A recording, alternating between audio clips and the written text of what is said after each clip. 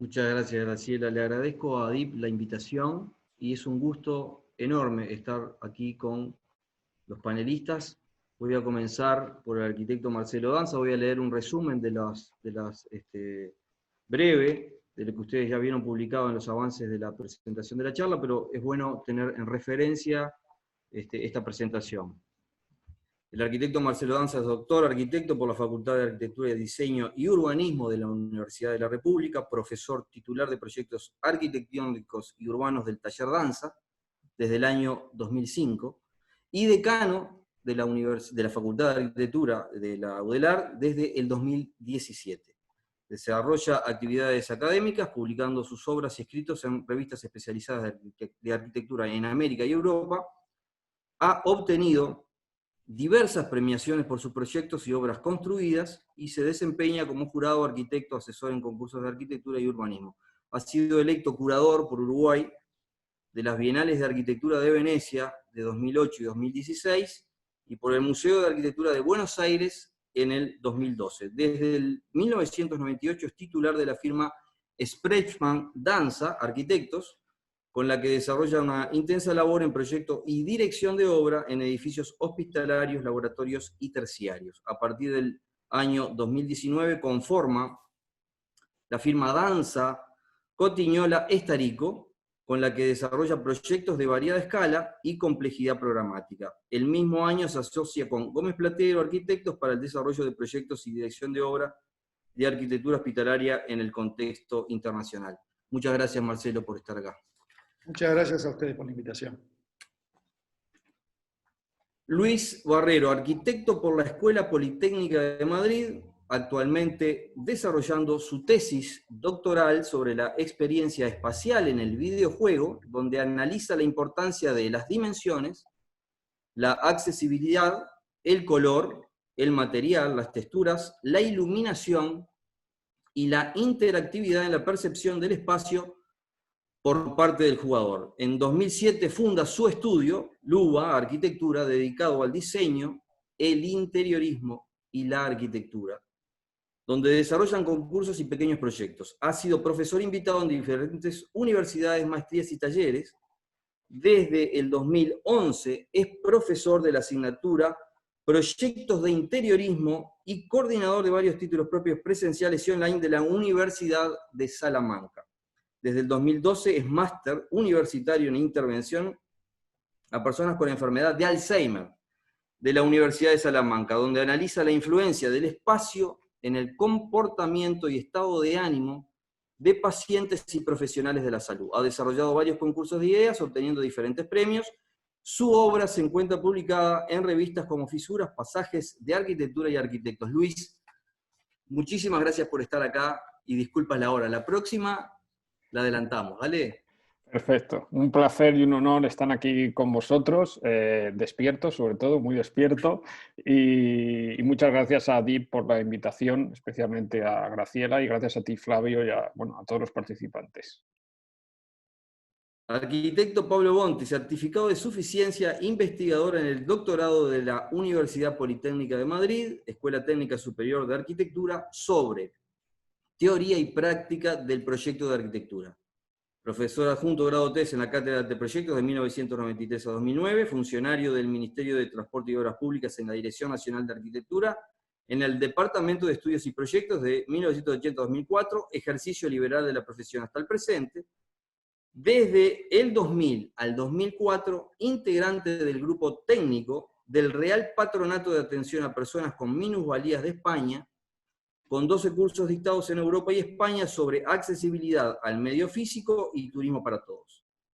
Integrante desde 1997 a 2007 del Comité de Accesibilidad al Medio Físico del Instituto de Normas Técnicas UNIT y el Comité 147 del Comité Panamericano de Normas Técnicas COPANT.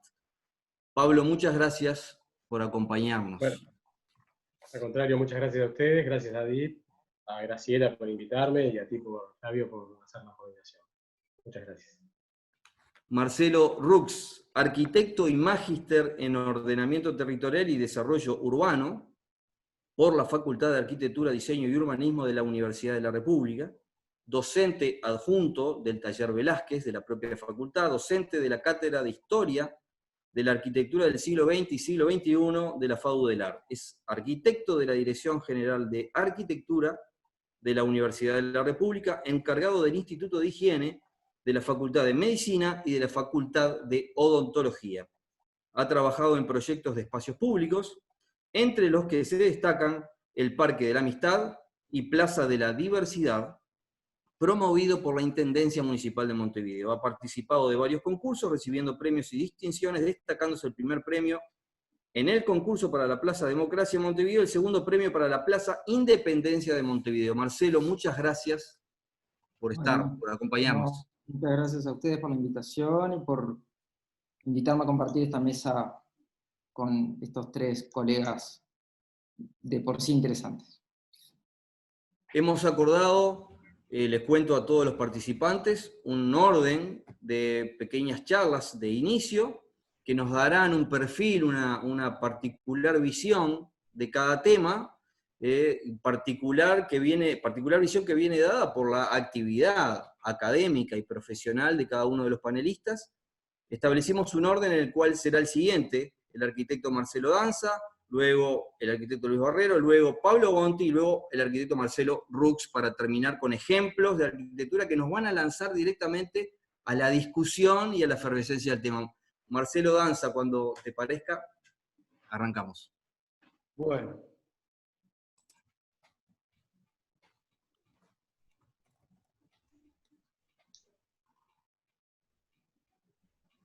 ¿Están viendo bien? Sí. Sí. Perfecto. Perfecto. Bueno, antes que nada quiero agradecerles muy especialmente a DIP la invitación. Había participado ya hace unos cuantos años con Diego Capandei en una presentación y realmente tuvieron una amabilidad que siempre me quedó en la memoria, por lo cual cuando vino la invitación a participar de esta mesa redonda no dudé en aceptar.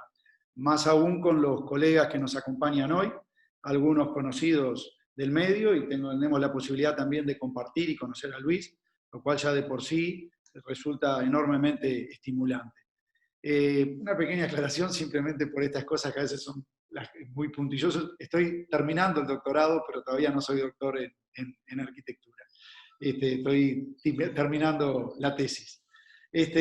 Bueno, dicho el agradecimiento y conociendo también un poco los perfiles de los diferentes participantes de la mesa, queda muy claro de que tenemos abordajes diversos y creo que de eso se trata el planteo de la mesa redonda. De algún modo generar ideas e intercambiar sobre este tema que sin duda es de enorme contemporaneidad, que es la accesibilidad específicamente. Creo que en el centro de la cuestión está la accesibilidad, o sea, el diseño y la salud vienen referenciados a este tema que estamos planteando. Y la accesibilidad, me parece como tal, la palabra podría tener muchas acepciones, está referido al mundo material, o sea, la posibilidad de que todos podamos acceder a los espacios materiales de la ciudad. Es claro que este tema tiene una connotación muy fuerte desde lo social, o sea, nosotros, nuestras sociedades, construimos nuestras ciudades, nuestros edificios, en base a la concepción que tenemos no solo de la propia sociedad, sino del mundo en su conjunto. Y en ese sentido la accesibilidad también es un elemento político, digamos. La accesibilidad es parte del manejo que tienen los arquitectos y los urbanistas para restringir los mundos o abrir los mundos al uso de todos. En ese sentido, por ejemplo, en la cultura griega, que tanto tiene que ver con nuestra construcción cultural occidental, la accesibilidad fue manejado como un elemento central y a partir, de ahí nos podemos seguir derivando también en las diferentes manifestaciones culturales, arquitectónicas, insisto, del mundo occidental muy especialmente, en el cual la restricción al acceso a ciertos espacios tenía que ver con una voluntad de manejo también de la ciudad y una construcción simbólica, una construcción material que hace referencia a una construcción simbólica que delimita los mundos de acuerdo a ese orden que se le pretende dar a las cosas. Y en el caso del mundo griego, que tiene tanto que ver, insisto, con la construcción del mundo occidental al día de hoy, del mundo contemporáneo, con la idea de un mundo perfecto, de un mundo, del mundo de las ideas, y del mundo de las cosas, digamos, ¿no? Pero habría un orden externo, un orden perfecto, un orden matemático que legitimaría la construcción de la ciudad, de los edificios, del mundo de lo real. Haciendo una barrida rapidísima, porque tenemos obviamente 10 minutos cada uno para hacer una presentación, esto llega hasta nuestros días de diferentes maneras.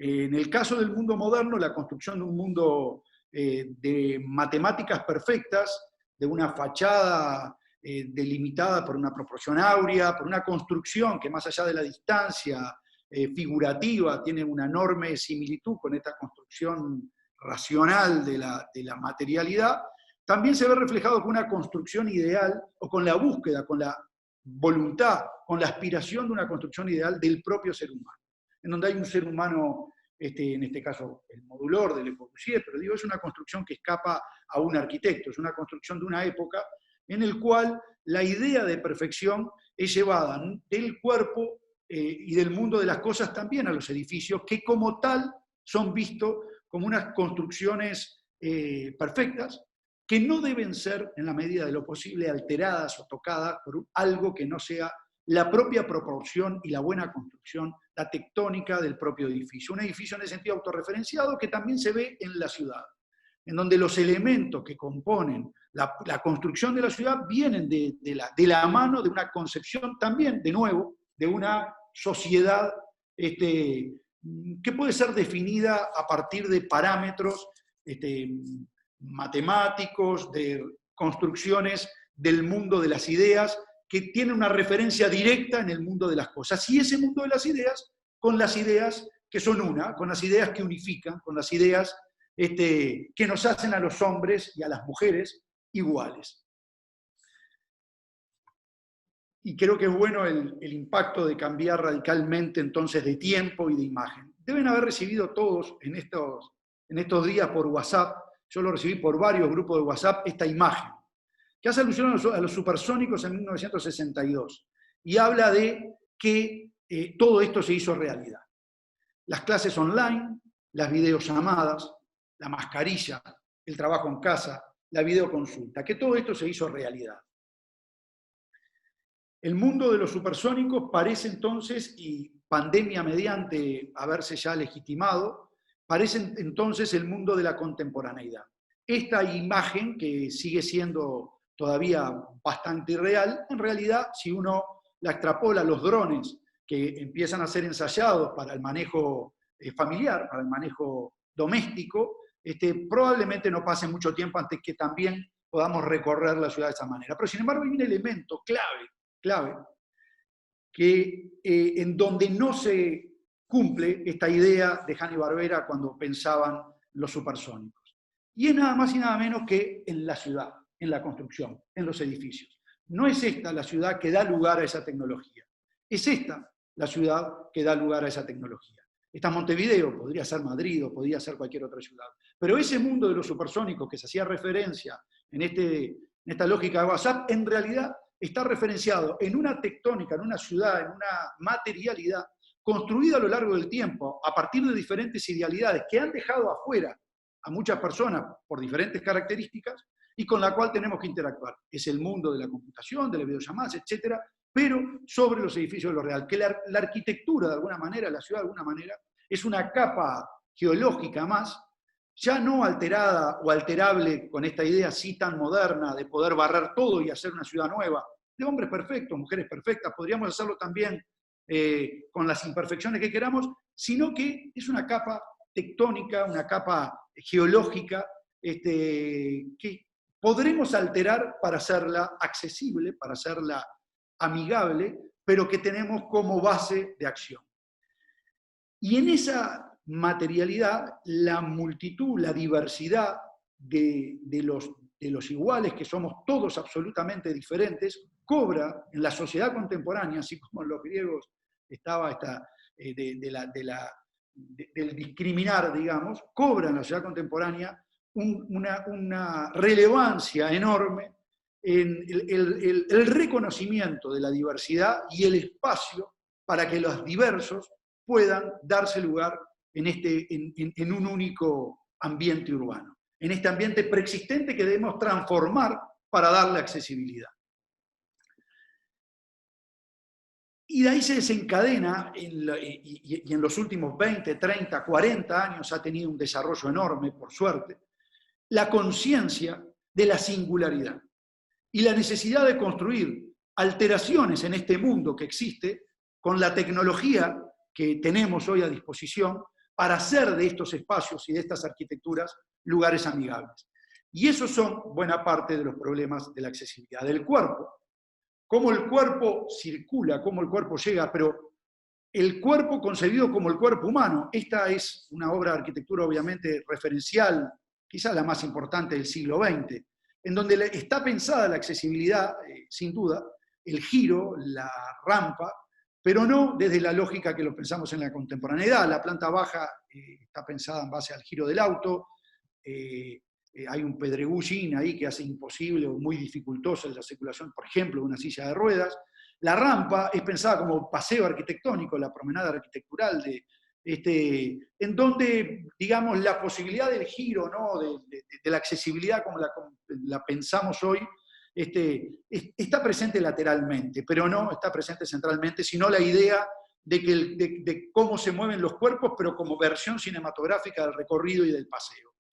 Esa accesibilidad, esos cuerpos moviéndose en forma más o menos libres dentro de un mundo que fue pensado bajo otra lógica, podría tener diferentes correlatos, pero aún en la contemporaneidad y en las experiencias arquitectónicas quizás más revulsivas en cuanto a plantear espacialidades y tectónicas diversas, sigue estando relegada. Hay como una idea superior que sigue controlando de alguna manera la generación de arquitectura, que aún en estos casos, en donde uno podría ver a la arquitectura como un espacio de continuidad total, en lo que todo es accesible, etcétera, como el Rolex Learning Center de Sejima, bueno, la sucesión de planos necesariamente horizontales que deben lograrse dan lugar a rampas que inclusive, más allá de la posibilidad que obviamente estas rampas sean transitables por todos, aún en el momento de ser fotografiadas, quieren reflejar una sociedad bueno, del deporte extremo, etcétera, y no tanto de la fragilidad. Sigue sin ser de alguna manera realmente incorporada a la cultura arquitectónica el tema de la accesibilidad de todos, universal a los espacios. Después está el tema del equipamiento específicamente, del equipamiento de objetos para accesibilidad, de las prótesis, en este caso corpóreas, pero que también son de los objetos que antes eran solo accesibles o solo practicables o solo usables por algunos y que se plantean hoy como la extensión, con extensiones que hacen amigable y acercan a los diferentes modos, a los diferentes cuerpos al mundo insisto, de lo real. Y de esto se podrá hablar mucho y creo que también dentro de la mesa va a haber diferentes planteos al respecto, con el diseño y todo lo que esto genera en cuanto a la construcción de un mundo que sin perder la calidad de diseño, al revés, haga de esto un tema central. Y estos son en parte los problemas del diseño, salud y accesibilidad. Y incorporaron salud, y yo probablemente esté acá porque trabajo en arquitectura hospitalaria, y los hospitales no son ajenos a esto, son estas construcciones también que de alguna manera se van haciendo a lo largo del tiempo en base a parámetros diversos.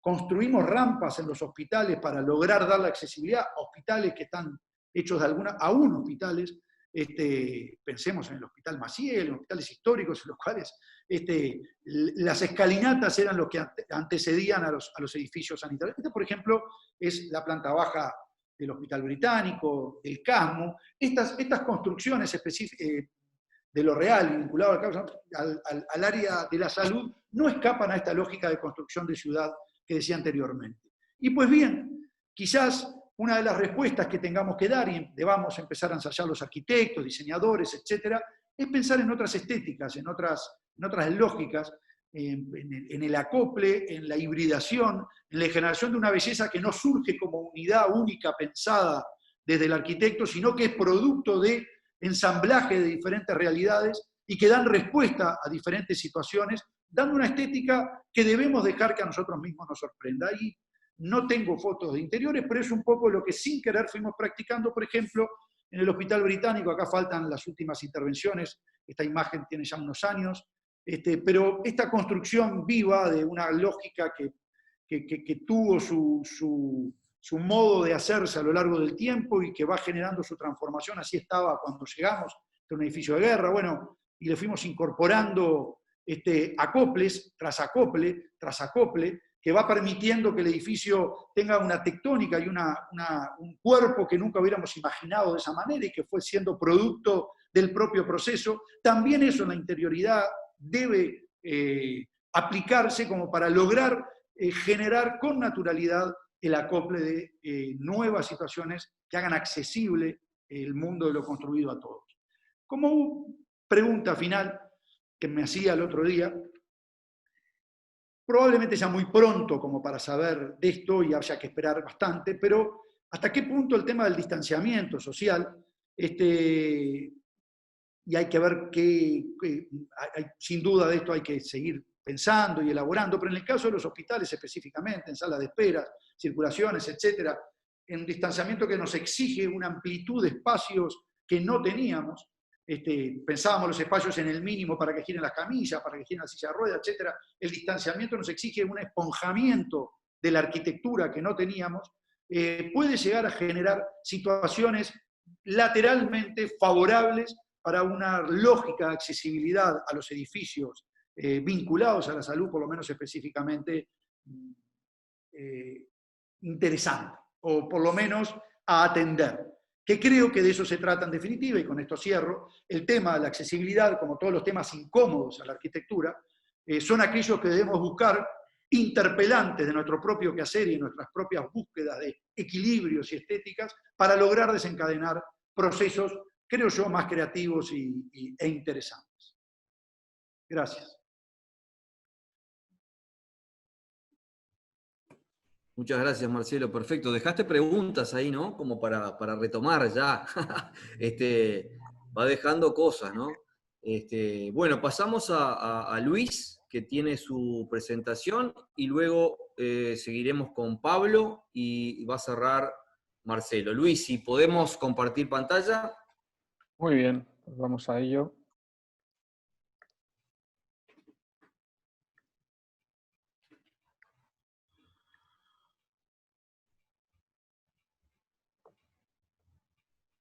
Bueno, pues comenzamos. Yo lo que quería prácticamente era dar una muy breve charla sobre todo, sobre la experiencia, cómo afecta el espacio y principalmente el espacio interior a la experiencia del usuario en los espacios sanitarios, ¿no? Sobre todo me he centrado en espacios sanitarios que son centros de salud, hospitales. Cuando yo digamos que empiezo a pensar o a analizar en la experiencia del usuario, siempre empiezo por mí como usuario, ¿no? Intento además acordarme de cómo recuerdo yo el espacio sanitario o los hospitales cuando era pequeño, ¿vale?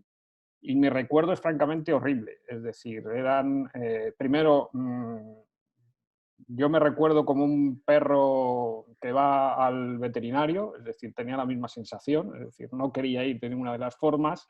Y el recuerdo sobre todo que tengo es esta imagen que por lo menos en España teníamos en todos los hospitales, en las salas de espera, en muchas de las habitaciones, que era una orden de estar callado. Precisamente yo era un chico muy silencioso y nunca hablaba, con lo cual me llamaba la atención que alguien me diera una orden en un espacio en el que yo me estaba portando bien. De hecho, generalmente me portaba bastante bien. Es decir, la sensación que siempre tuve era un espacio en el que no dejaban de darme órdenes, ¿no? Siéntate aquí, échate aquí ahora, muévete ahora el brazo, quítate un momento esto, te vamos a poner... Es decir, era un cúmulo de recibir órdenes en un espacio, con lo cual yo, que es verdad que desde pequeño pues, he tenido un pequeño punto de rebeldía que luego se me pasó después de la adolescencia, el espacio no lo recuerdo verdaderamente positivamente. Y voy a hablar de eso, casi de la experiencia del usuario y de la labor del diseñador o del arquitecto desarrollando espacios, ¿no? también, ¿por qué no?, de la disciplina de la arquitectura del diseño, que es una de las más complejas, porque puede ocurrir esto, ¿no? Es decir, que dibujamos sobre planos a una distancia enorme, ¿no?, desde arriba, como si estuviésemos en el techo de una habitación. Nos cuesta muchas veces acercarnos por la imposibilidad muchas veces de la técnica, ¿no?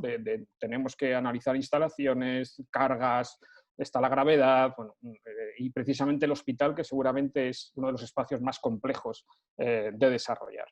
Bien, ocurre esto, es decir, el arquitecto diseña y el usuario decide. Y también genera su propio diseño, ¿no?, sus propios recorridos y sus propios espacios, e intenta adaptar esos espacios, los humaniza de alguna forma, ¿no?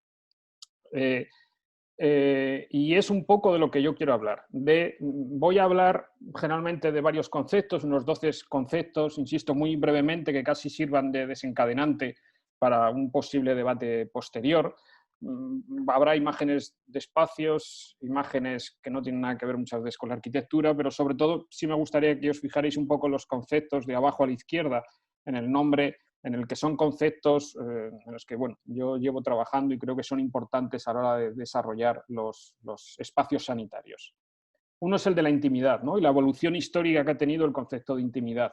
En esta imagen, fijaros lo que hace el no tener una simple cortina de una ducha, ¿no? Y estamos solos en el baño, ¿no?, pero de repente hemos abierto la cortina, hemos visto una sombra y hemos pensado, hemos tenido miedo, y hemos abierto de repente la cortina y esa sensación de falta de intimidad en un espacio en el que estamos solos. Es decir, a veces la soledad no tiene por qué ser el tener un espacio íntimo, sino que el espacio íntimo muchas veces viene generado por las propias condiciones del espacio, ¿no? Si hay una ventana, si es muy grande, si es muy pequeño. Estas condiciones de intimidad en los espacios sanitarios son muy importantes porque nosotros generalmente cuando vamos a un hospital o a un centro de salud no es que estemos mal, es que estamos ya muy mal. Es decir, que la forma de llegar a esos espacios es estando muy mal, porque hemos intentado evitar, o sea, hemos llegado en el punto en el que ya no aguantamos más el dolor, lo que sea, ¿no? Y claro, vamos a un espacio que no es nuestro, que no reconocemos. Entonces llegamos a un sitio en el que estamos mal, con personas que no conocemos y en muchos de los casos nos ponen a otra persona desconocida durmiendo a nuestro lado, ¿no? Es decir, esta es una de las grandes preguntas. ¿Cuál es el muro que me separa de esa persona? ¿Cuál es el grado de intimidad que yo necesito? ¿Tengo que estar completamente cerrado en una sola habitación sin tener ningún contacto? Porque claro, este es otro de los temas que quiero hablar que es importante. Es decir, siempre yo creo que el arquitecto lo que busca es el equilibrio, ¿no? El equilibrio es decir, bueno, a lo mejor lo ideal puede ser estar completamente aislado en una habitación en que nadie me moleste, ¿no? Pero es que el concepto de intimidad también es compartir y no estar solo. Yo creo que ahora, bueno, muchos lo hemos vivido. Si no teníamos ganas de compartir los espacios, yo creo que ya estamos un poco saturados de compartir espacios porque no hemos tenido otra solución que compartir. Pero a mí me gusta mucho esta imagen de un pueblo de España. Es una imagen muy clásica en la que los vecinos toman el espacio, crean el espacio, ¿no? Ellos han creado una sala de estar, prácticamente un salón en la calle, simple y llanamente con el movimiento de un mobiliario. Es decir, han cogido una silla y han posicionado esa silla y han generado una comunidad, ¿no?, que es otra de las cosas. Es decir, han roto, hay intimidad, porque al final, si veis, casi es un grupo, ¿no? Es un círculo cerrado en el que se genera una intimidad propia dentro de un espacio muy grande y que nos habla del concepto de comunidad y de cómo yo quiero que digamos que solucionen mi enfermedad, cómo tiene que ser el espacio. Debo estar acompañado de una persona, de dos personas, tienen que ser conocidas, tienen que ser desconocidas. ¿Hay espacios realmente de encuentro y de comunidad en los hospitales? A partir de ahora esos espacios de encuentro serán más grandes, serán más pequeños. Es decir, empiezan a generarse preguntas y otra es la experiencia de usuario. Es decir, muchas veces, insisto, ¿no?, tradicionalmente el arquitecto prácticamente con sus edificios, también insisto por la complejidad técnica que tiene, le decía a los usuarios cómo tenían que vivir. Ahora el usuario puede decidir, ¿no? Yo entiendo que una cama de hospital el usuario no lo pueda mover, ¿no?, que tenga que ser una persona especializada, ¿no? Y entiendo que dentro del hospital hay médicos, hay enfermeros, es decir, la persona que trabaja, que eso es importante, ver qué tipo de usuario del espacio tenemos, por un lado el médico, el enfermero, por otro lado el paciente y por otro lado los familiares del paciente, ¿no?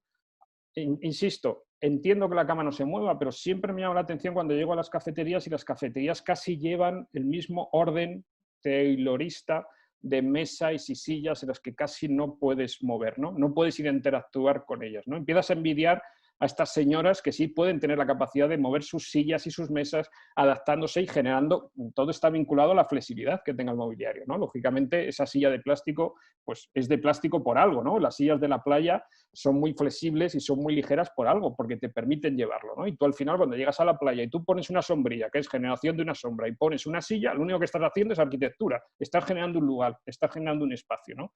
Pues la pregunta es, ¿qué libertad dejamos a nuestros usuarios de nuestros espacios para que generen sus propios lugares, ¿no? Bueno, aquí vemos en este caso otro usuario que tiene un programa que no es Windows, es Window solo, porque es solo una ventana, no son varias ventanas, y en este caso todos los, evidentemente, de las enormes evoluciones que ha habido son las nuevas tecnologías y lo que, bueno, yo llamo pantallización, que es esta idea, y mucho más después de lo que está ocurriendo ahora mismo, ¿no?, de que se nos ha llenado la casa de pantallas, ¿no? Antiguamente solo había una televisión, ¿no?, años 60, y el salón se ordenaba todo el mobiliario en torno a la televisión, que era como el altar prácticamente de la vivienda, ¿no? Ahora tenemos tantas pantallas, el móvil, las tablets, la del ordenador, ahora el portátil, el fijo, la pantalla de la televisión. Es decir, de repente se ha producido un fenómeno de pantallización que a nivel de arquitectura y diseño a nosotros nos interesa porque esa especie de interfaces nos llevan a otros espacios, ¿no? Y por lo tanto, el Genius Loci ya no es el espacio físico construido real, sino que ahora tenemos, no sé si es problema o oportunidad, un montón de Genius Loci que físicamente no están en el mismo sitio. Dice, bueno, ¿y esto cómo afecta a los espacios sanitarios, ¿no? Pues lo mismo, hay que graduar el efecto de las nuevas tecnologías en las habitaciones, ¿no? Aquí ha habido en España una pequeña revolución en el sentido de que la televisión prácticamente, bueno, con esto del COVID, aislaban a la gente, tenía que estar completamente aislada y la única visita que tenían era un enfermero o un médico vestido de astronauta. Esa era la única relación que tenían con una persona. Entonces, imaginaos a nivel psicológico lo que puede suponer eso, ¿no? O ver a tus familiares a través de la pantalla del móvil. Solo tenían la pantalla de la televisión, y la pantalla de la televisión había que pagarla. Pues hubo una pequeña revolución en la que la televisión de monedas, de repente, primero, que se convierte que la televisión es, o hablo de una pantalla, ¿no?, que puede estar vinculada a un ordenador, se convierte prácticamente en nuestra única forma de relación con los demás y con otras realidades, ¿no? Entonces, eso hay que medirlo. No digo ni que esté bien ni que esté mal, porque evidentemente ni es bueno no tener ni una sola pantalla, ni tampoco es bueno seguramente tener un abuso de ellas, ¿no? Pero esta idea de la implementación y de la aparición de las nuevas tecnologías en los espacios yo creo que son importantes. Bueno, aquí voy a ir muy rápido porque creo que es un concepto que vais a desarrollar mucho más los demás. Esta es una torre, la Torre de la Cautiva, en la Alhambra de Granada, que os recomiendo en cuanto podáis tener oportunidad antes o después visitar.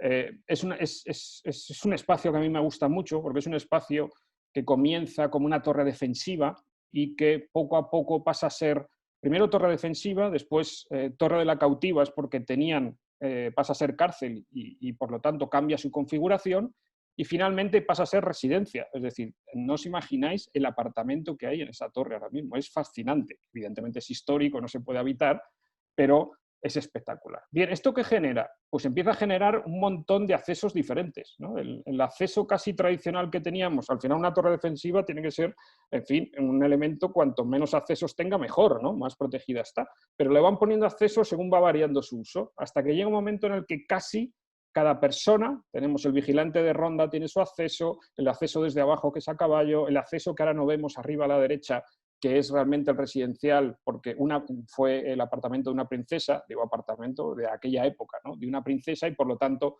tiene una especie de escalera presidencial que no vemos desde aquí. Es decir, empiezan a multiplicarse los accesos según las capacidades o discapacidades de cada persona, ¿no? Bueno, pues cuando resulta, y esto creo que ha ocurrido muchas veces, ¿no? Seguramente la teoría de que, bueno, ya he hecho el edificio, ya lo tengo hecho, ahí va, espérate, que se me ha olvidado la normativa de accesibilidad. ¿Qué hacemos? No te preocupes, ahora ponemos una rampa aquí a la derecha, ponemos una barandilla, hacemos lo que podemos, una especie de microascensor, es decir, vamos a decirle claramente a los discapacitados que tienen que ir por aquí, y a los que no son discapacitados tenéis que ir por aquí, ¿vale? Cuando evidentemente yo creo que lo ideal, y entiendo que lo vamos a debatir entre nosotros, es que no haya ni discapacitados ni capacitados. Es decir, que yo entre, que a mí el arquitecto, que a mí el diseñador no me diga, fíjate lo gorda que es esta barandilla, ¿vale? Para marcarte claramente que tú eres discapacitado y necesitas un acceso específico para ti, ¿no? Esta cosa tan difícil, que es intentar realmente hacer un diseño para todos, ¿no? Y que es complicadísimo, ¿vale? Lo bueno de tener una charla muy conceptual, ¿vale?, es que te da muchas libertades, ¿no? Luego, claro, todos estos conceptos que uno habla hipotéticamente maravillosos, habría que hacer, porque esto debería ser, sí, ponte tú a hacerlo físicamente, ¿no? Ponte a construirlo físicamente y empieza a lidiar con todas las complejidades que tiene esto. Bien, el mobiliario, la ergonomía de los hospitales, ¿no?, que también es importante. Lógicamente yo, viniendo más de los espacios interiores, también creo que ha sido la evolución de la arquitectura hacia un cuidado mucho más hacia la ergonomía, ¿no?, y el diseño. Tenemos grandes arquitectos históricos, Adolf Loos, hay un montón de arquitectos donde no se entienden sus espacios sin los muebles, ¿no?, sin el diseño de los muebles. En este caso me gusta poner una imagen de los muebles que yo siempre he envidiado, que son los muebles de los colegios, porque es que son divertidísimos. Es decir, quiero decir, tienen en cuenta que los jóvenes y los niños pequeños son capaces de ponerse en muchas posturas, ¿no? Y entonces, como ellos se ponen en muchas posturas y de muchas formas diferentes, aquí no lo vemos, pero bueno, a la derecha hay como una grada, en fin, tienes como un montón de situaciones diferentes que te genera el mobiliario. Cuando uno llega a un hospital es terrible, ¿no? O te sientas aquí de esta forma, o duermes aquí sentado y de esta forma, porque yo entiendo que tienes que dormir como familiar aquí. Es decir, la complejidad, ¿no?, de no pensar, oye, los adultos no nos podemos sentar así, bueno, a lo mejor así no lo sé, pero un poco recostados, el generar otro tipo de mobiliario que me permita otra serie de posturas y a diferentes alturas, ¿no?, y generar de esta forma. Hay una cosa que es un mobiliario, que es el mobiliario evidentemente clínico, pero también pensemos en las personas que están allí esperando y que pasan un montón de tiempo, ¿no? Este proyecto me gusta mucho. Este proyecto, insisto, quiero medirme un poco el tiempo. Voy a ir, de hecho, muy rápido, ya estoy terminando prácticamente, para no entretenerme mucho. Este es un hotel de luz, ¿vale? Esto está en Islandia de curación mediante la luz, ¿vale? Como ya sabéis, bueno, el tema de la luz es importante para la generación de vitamina D, para otras cosas. En Islandia en muchas ocasiones tienen 2 horas de luz, incluso a veces no tienen luz. Eso genera una serie de problemas importantes. Ellos tienen espacios sanitarios para que les dé la luz, ¿vale? Es decir, de tratamientos directamente para poder recibir más la luz. Y ahí se ha analizado, como sabéis, Islandia es uno de los países que más suicidios tiene, curiosamente entre otras cosas, el tema de la luz.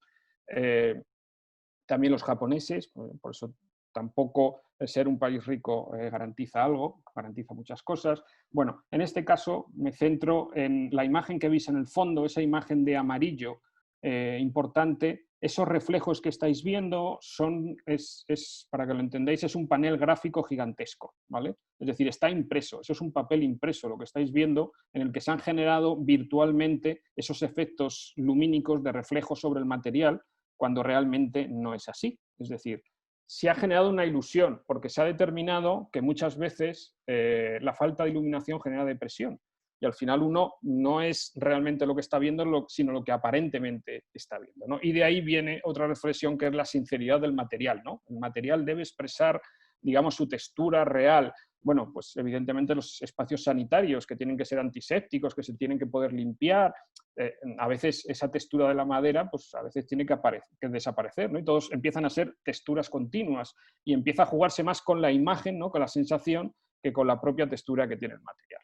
Bueno, la construcción también es importante, la idea que siempre han tenido los japoneses, ¿no?, de construir prácticamente con distintos elementos, con lo montable y lo desmontable. Entiendo que ha pasado en Uruguay como ha pasado en España. Aquí han construido hospitales no tan rápido como en España, pero sí que han construido grandes hospitales y, dentro de lo que cabe, bien, porque es verdad que nosotros improvisando en España somos buenos, en poco tiempo hacemos muchas cosas, para otras cosas no somos tan buenos, pero esta idea de la modulación, ¿no?, que también es importante cuando, insisto, yo ahora hablo de la experiencia del usuario, pues ya, pero es que necesitamos muchas veces una modulación para poder ir adaptando, ¿no?, para ir montando y desmontando, y entiendo que después de lo que está pasando ahora, esta idea de la modulación, del cambio constante y de la flexibilidad en el montaje, en la construcción, también va a ser importante.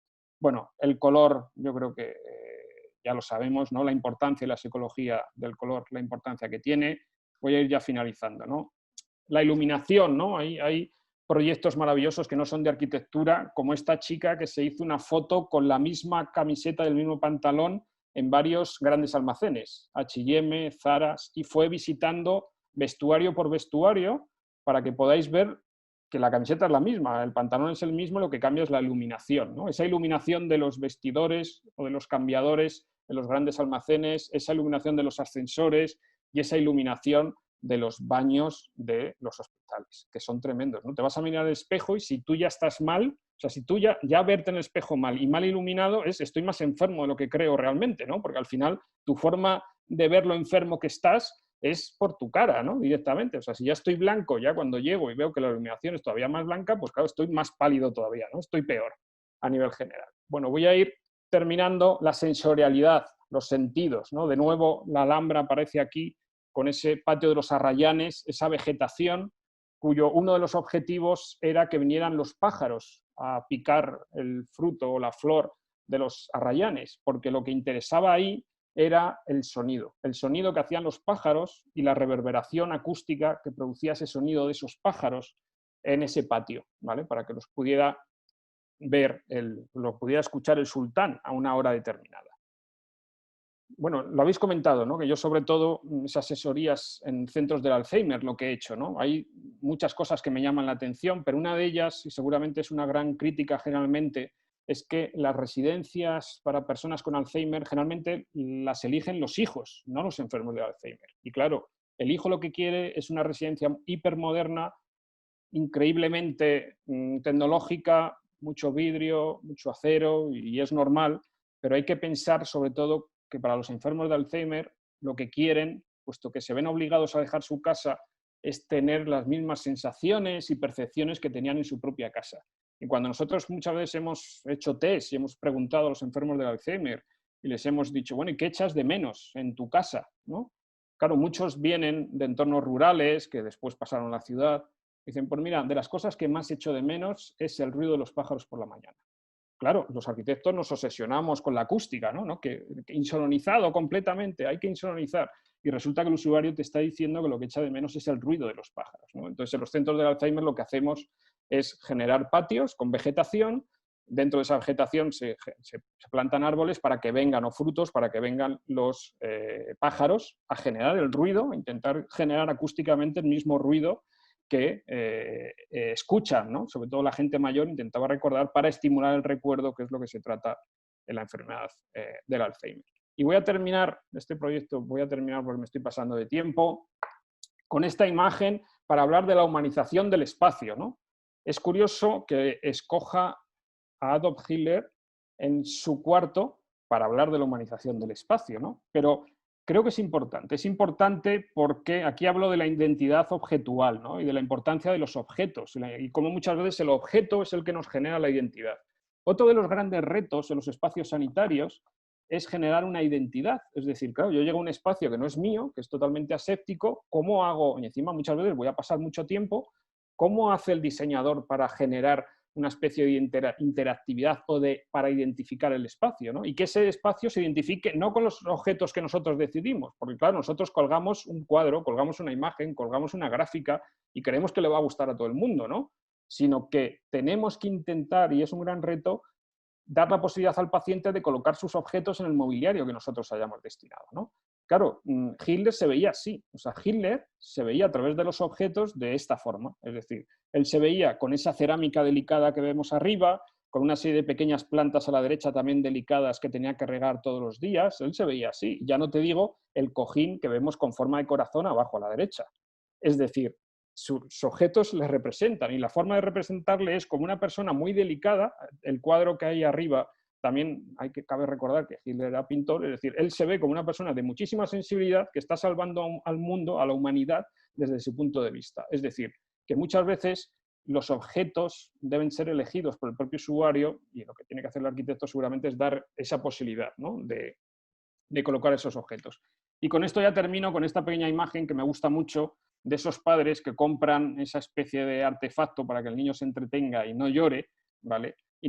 bueno, esos padres serían muchas veces en fin, la idea esta paternalista que tiene el arquitecto, ¿no? De elegirle las cosas, elegir las cosas a los usuarios y elegirle al niño lo que quiere. Bien, pues ese niño, a la derecha estáis viendo lo que ve. Eso es muchas veces lo que ve el usuario, ¿no? Y a veces yo creo que seguramente, y termino ya de esta forma, y termino con esta imagen mucho mejor que la anterior, seguramente, de objetivos, seguramente uno de los grandes objetivos que es pensar en esos tres tipos de usuario que habitan nuestros espacios, ¿no? Que es el paciente, el médico profesional, el enfermero y, por otro lado, los familiares de los pacientes. Nada, muchas gracias. Muchas gracias, Luis. Excelente. Pasamos, Pablo, comenzamos tu presentación. Bueno, la verdad es que, habiendo escuchado a Marcelo y a Luis, ya tengo ganas de tirar todos los papeles que tenía acá y arrancar para otro lado. Pero voy a tratar de ser medio concreto porque me han despertado un montón de interrogantes y de cosas que me parecen fantásticas, ¿no? Pero, por ejemplo, retomando un poquito el tema de Marcelo, con el tema de que mostró el modulor y la perfección y todo eso referido a una época determinada de la historia, es que después nos hemos dado cuenta que no es así, que en realidad el usuario y nuestros clientes y los clientes de la accesibilidad es que somos todos diferentes, es que todos tenemos distintas alturas, distintos tamaños, distinto largo de brazos, no tenemos brazos, no tenemos, hasta incluso cognitivamente. Entonces, una cosa que tenemos que tener claro, y porque sé que hay una audiencia que es un poco más joven que yo, porque yo me siento joven todavía, hasta que me miro del espejo, pero en realidad me siento joven, es que todos en algún momento de nuestra vida, y si tenemos suerte, vamos a llegar a necesitar la accesibilidad, porque vamos a llegar a viejos. Y cuando llegamos a viejos tenemos mucho más patologías y elementos que nos afectan la movilidad. Entonces, ¿quiénes son los clientes de la accesibilidad? Todos. Además de que tenemos un sector más específico, que anda en torno al 15% de la población. Pero vamos a ser todos discapacitados en algún momento. Dicho eso, quiero ir a una definición que encontré de la accesibilidad universal en un texto de la Facultad de la Universidad Católica de Uruguay, de Psicología, que hablaba y que agregaba alguna cosa más que me parece interesantísima, que dice que es la característica que deben cumplir los entornos, bienes, productos y servicios, o sea que no es solo dedicado a la arquitectura, y a los espacios y a la materialidad, que permita a todas las personas su acceso, comprensión, utilización y disfrute de manera normalizada, cómoda, segura y eficiente de todos los elementos que habláis, ¿no? Y por otro lado, asociar la accesibilidad universal con el diseño para todos.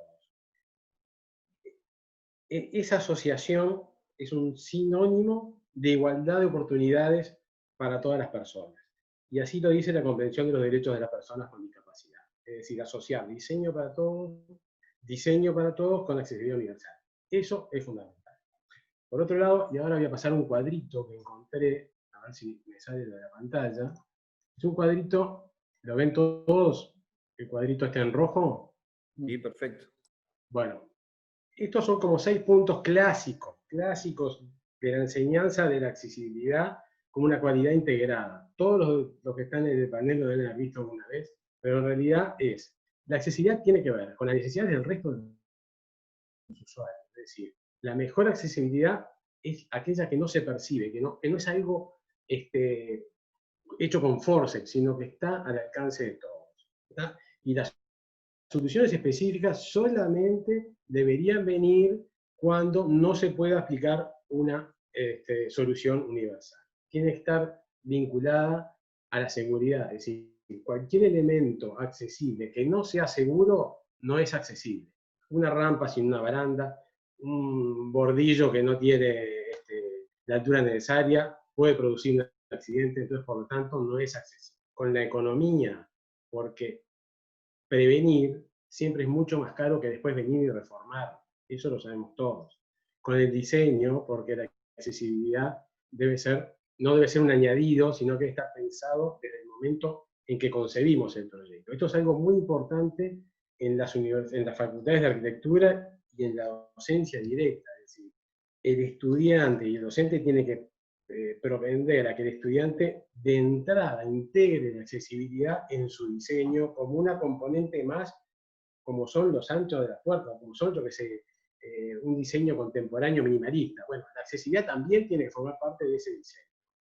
Tiene que estar muy vinculada con el paisaje, porque la accesibilidad debe conseguirse sin menoscabo de la cualidad del entorno. Es decir, no tenemos que destruir un entorno para hacerlo accesible, sino que tenemos que jugar con él y tenemos que modelarlo. Y después, por último, con la historia, porque nos ha pasado muchas veces que intervenimos en espacios históricos que son los más complicados para hacer intervenciones, tienen que ser adecuadas formalmente al entorno, elegibles como adiciones del presente, y bueno, y totalmente reversibles con Retrospectiva, que es una obra de la historia. Para terminar esta parte introductoria y ser cortito en mis 10 minutos, que quiero hacerlo, para mí hay una cosa que es importantísima, que es, si podemos conjugar las normas técnicas con el sentido común asociado a la empatía, y la empatía entendida, como dice la Real Academia Española, como la capacidad de identificarse con alguien, de identificarse con los problemas de los demás, tanto sean sensitivos de movilidad o hasta de agarrar un elemento, es decir, de esa manera no tengo dudas que vamos a lograr hacer los espacios y los elementos accesibles para todos. Por otro lado, algo que si quieren les muestro, hoy encontré un pequeño manual chileno que me pareció, esto a los estudiantes que van a cantar, ¿se ve ahí? ¿Estoy compartiendo la pantalla o no? Todavía seguís en el anterior. ¿Lo ven el manual? ¿Sigo en el anterior? Sí. Bueno, no sé cómo es. Posiblemente, Pablo, tenés que dejar de compartir la ficha que estabas mostrando para compartir bien, la otra. dejar de compartir. Ahí está, vengo de vuelta. Bien, bueno. Salí de la pantalla completa. Ahí está, compartir. Y aquí vengo a... Este es un manual, ahora sí lo ven, ¿no? Sí, perfecto. Es un manual de accesibilidad chileno que me pareció fantástico, porque realmente está en internet, tengo ahí el link, donde empieza a ver todos los principios, los problemas, con ejemplos, cómo una escalera se puede convertir en una rampa, la distribución de los distintos espacios. Esto habitualmente lo vemos todo en las charlas que damos, pero tiene ejemplos de las distintas partes normativas y de las medidas que uno siempre se pregunta normalmente, ¿cómo será tal cosa, el baño, la altura, el alcance? Pero además lo tiene interesante que llega hasta los espacios de trabajo, que eso lo hace, está muy bueno. Lo dejo así como no sé, como algo que me pareció que podría estar bueno que lo tuviera. Dejo de compartir y dejo espacio a algún otro compañero. Muchísimas gracias, Pablo, perfecto. Claro. Buenísimo. Quizás te pido si podemos tener por el chat ese link para que todos los participantes lo puedan ya descargar, ¿verdad? Y nosotros mismos, Bien. ¿no? Porque ya nos dejás con ganas de leer y tener esa información, me parece. No sé, ya me atrapaste ahí. Acá lo tengo. Ya si lo dejás ahí en el link. Marcelo Rux, ¿te parece? Vamos. Me parece. Bueno.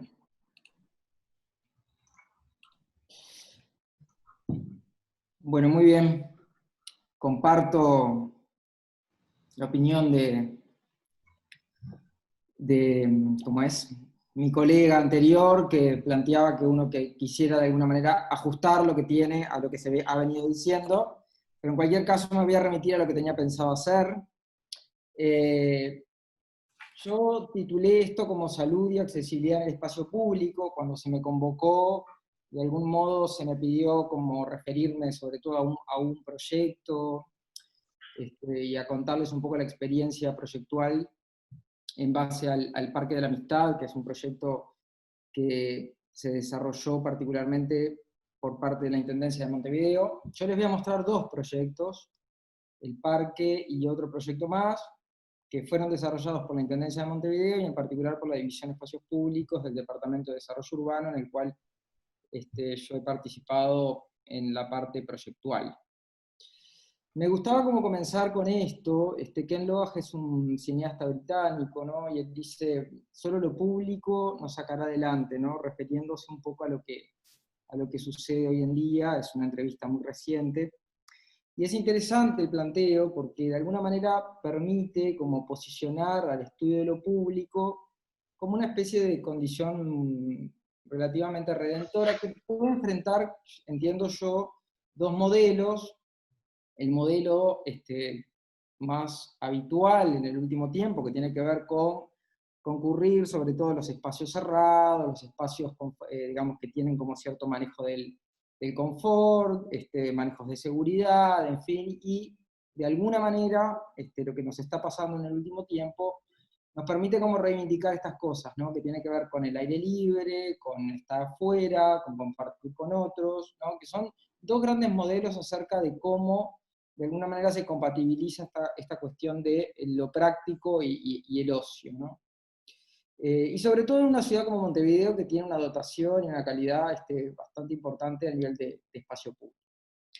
Yo les quería mostrar estos dos proyectos, el proyecto del Parque de la Amistad y el proyecto de la Plaza de la Diversidad Sexual. Son dos proyectos que están ubicados en áreas centrales de Montevideo. El proyecto del Parque de la Amistad es un proyecto que ya tiene 6 años casi, y el de la plaza no llega a 1 año, es bastante jovencita, es una remodelación. En el caso del parque, en el Parque de la Amistad, es un proyecto que en realidad digamos, fue promovido obviamente fuertemente por la Secretaría de la Discapacidad y la Inclusión de la Intendencia. En el caso de la Plaza de la Diversidad, es un proyecto que fue promovido fuertemente por la Secretaría de la Diversidad.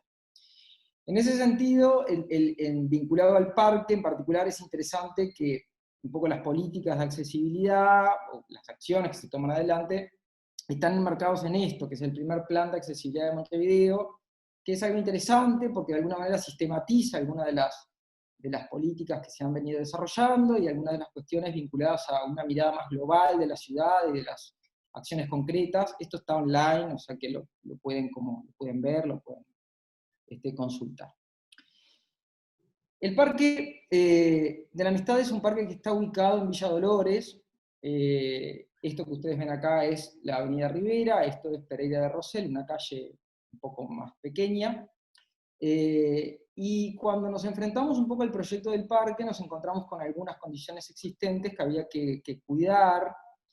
En particular, dos presencias formales muy particulares, como puede ser el Planetario, que es una obra de Juan Antonio Escaso, que es esa semiesfera que ven ahí, y el caso del Observatorio Astronómico, que es ese cilindro que estaba en el medio del lugar, y una especie de soporte inclinado, ¿no? Era un soporte de pasto, básicamente, que marcaba una gran diferencia altimétrica entre el acceso y la calle, ¿no? Que pasa por aquí atrás, ¿no? Una diferencia importante. Un poco la estrategia de proyecto trata de tomar un poco estas preexistencias y tiene que asumir necesariamente una superficie horizontal, ¿no? El poder resolver el parque en una superficie horizontal, por lo menos a priori, era bastante fundamental, y en ese sentido un poco lo que nos manejamos fue, bueno, tratar de desviar las preexistencias, tanto los elementos físicos existentes como los elementos vegetales que existen en el lugar, y tratar de alguna manera de componer una especie de geometría un poco particular que trata de evitar un poco las aristas vivas, y socava el suelo tratando de generar este plano horizontal que yo les comentaba, ¿no? Un poco la secuencia es un poco esa que ustedes ven ahí, un plano inclinado que se socava y que termina de alguna manera después equipándose con una serie de componentes que se asocian básicamente a lo que tiene que ver con un parque para niños, jóvenes y adultos, ¿no? Y esto es una particularidad del parque. Este es el parque terminado, ¿no? Un parque que de algún modo plantea un acceso esta es la avenida Rivera, un acceso por aquí, yo tengo que llegar y aquí recién ingreso al sector de parque. El parque de alguna manera toma, ¿no? Se habló mucho hoy de las métricas, de las dimensiones, de las normas y demás, y obviamente que está regido por una serie de normas que controlan que cada uno de los espacios tenga las dimensiones que tienen que tener, las pendientes que tienen que tener, en fin, para que de algún modo se respeten esa normativa. En cualquier caso, un poco la intención de quienes trabajamos en esto, y eso vale la pena aclararlo, en realidad, más allá de que yo haya estado atrás del proyecto, atrás de este tipo de proyectos hay muchos técnicos en muchas áreas. Y también fue un parque que también fue muy dialogado con varios colectivos y ONGs, ¿no? Con personas en situación de discapacidad. En ese sentido, un poco el objetivo era cómo lograr un parque donde la norma no se transforme en un aspecto restrictivo del diseño, ¿no? Sino que es una construcción más propia de cualquier proceso proyectual, ¿no? Y en ese sentido, el parque no tenía que ser una traducción literal de una norma, ¿no? Un poco eso era lo que nosotros entendíamos, sino que, bueno, operar con la norma, pero de algún modo ofrecer un parque como si se ofreciera un parque en términos generales, ¿no? Y así un poco es la organización que tiene el parque. Hay un soporte horizontal, que es el que ustedes ven a la izquierda, después hay servicios de apoyo que están ubicados aquí abajo, están enterrados, digamos, están bajo tierra, que tienen una oficina, tienen una sala de capacitación, que eso es bastante interesante, ahora un poquito más adelante les voy a contar de qué va eso, y un sector de servicios higiénicos muy bien equipados, no solamente para niños, sino también para personas adultas, con camillas y arneses y demás para que puedan ser cambiados. Después se tomó también como la excusa esta de estar en el entorno de un ámbito donde se estudia un poco la astronomía, entonces se empezó a caracterizar el área con las actividades más motoras, hamacas, balanceo en esa especie de línea, algunos ejercicios de movimiento, plataformas de equilibrio y demás, en lo que ustedes ven a la derecha. Era muy importante contar con agua, sobre todo con el sonido del agua. Eso pasó a ser, digamos, eso es un poco algo que también lo leímos con el diario del lunes, pero que tiene que ver un poco con la capacidad, por ejemplo, de las personas con baja visibilidad para ubicarse en el parque. El parque tiene una especie de mapa áptico que se le da a las personas con baja visibilidad, pero también tienen hay 2 o 3 elementos que les permite guiarse. Uno de ellos es el sonido del agua.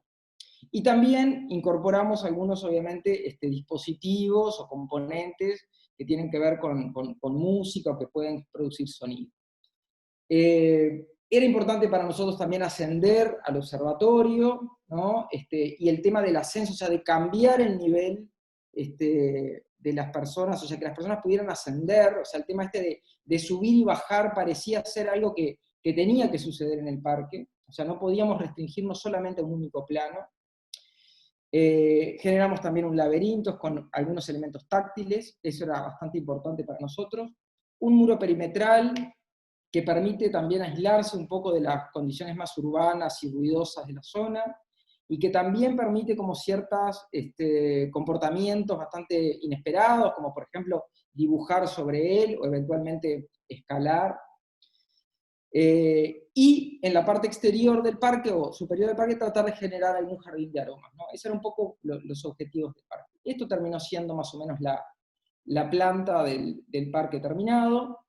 Era importante para nosotros esta posibilidad de no tener una percepción completa del parque a priori, ¿no? O sea, vamos a decir, en los 2 modelos, el francés y el inglés, digamos, esta cosa de evitar el modelo francés de percepción y geometría como completa, ¿no? De tener como una noción general del espacio cuando uno entra, y participar de una cuestión más como de una sucesión de situaciones y de momentos o episodios a lo largo del parque.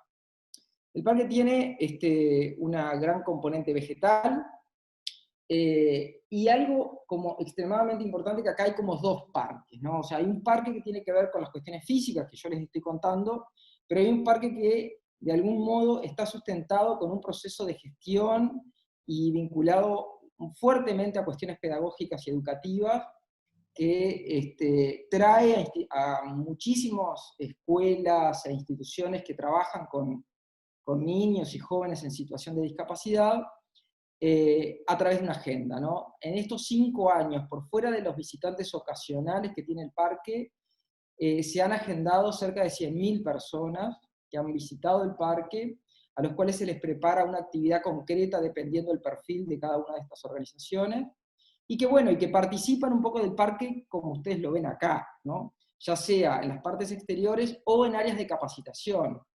Se capacita muchísimo a educadores y a docentes en temas de accesibilidad.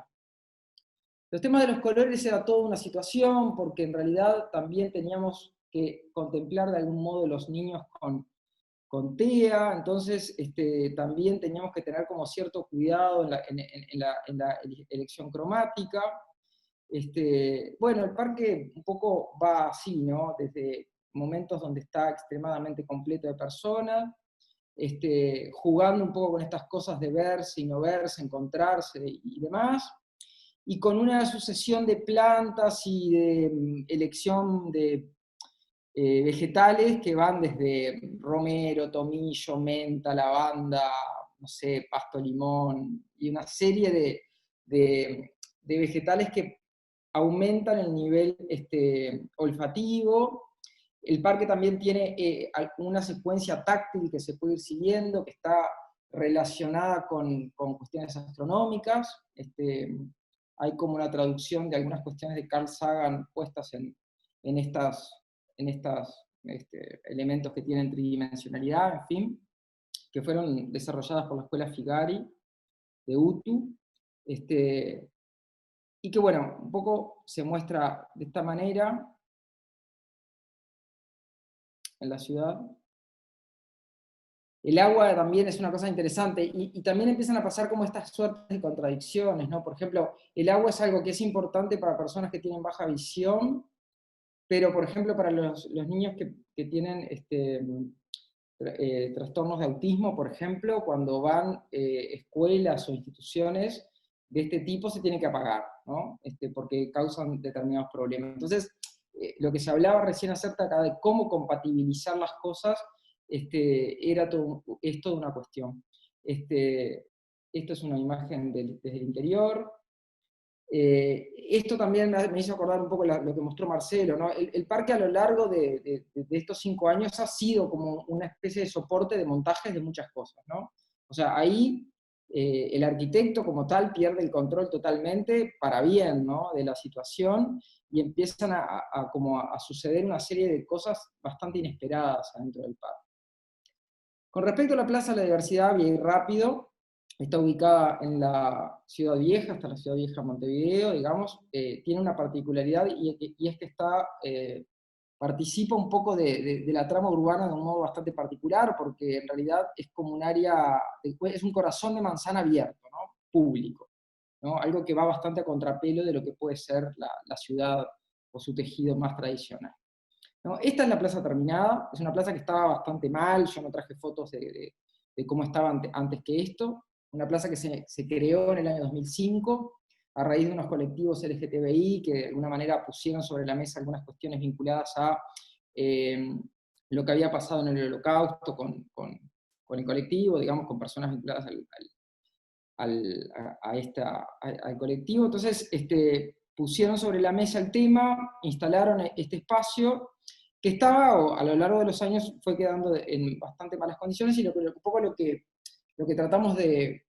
generar fue, con muy pocos recursos, algo que pueda ser usado de muchas maneras, ¿no? Entonces, creo que la gran clave aquí es el piso, ese piso triangular. La geometría era importante, el tema del triángulo era un tema que estaba muy arraigado a este colectivo, entonces había que tomarlo.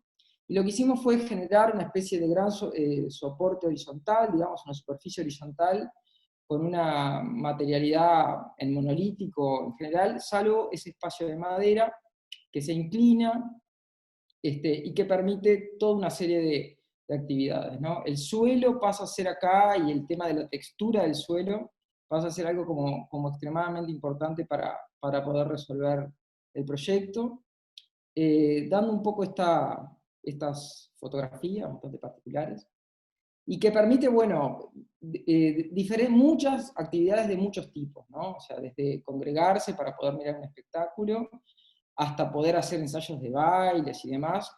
Esto que ustedes ven a la izquierda es la Peatonal Sarandí, ese es el ingreso. El equipamiento naranja que ven ahí se incorporó después por parte del Banco Interamericano de Desarrollo, que desarrolló como una actividad táctica, digamos, instalando estos bancos que se utilizan bastante bien, inclusive sumando a esto el tema de este gran mural que aparece ahí, que se enfrenta a Sarandí, y que de alguna manera se recorta en estas medianeras. Tiene una particularidad, es que es un espacio público entre medianeras, algo que es bastante poco común, ¿no? Y que termina un poco mostrándose a la ciudad de esta forma. Yo simplemente, para terminar, quería mostrarle 2 videitos que hice con mi celular una vez que estuve por ahí, y que, bueno, a ver, quizás con...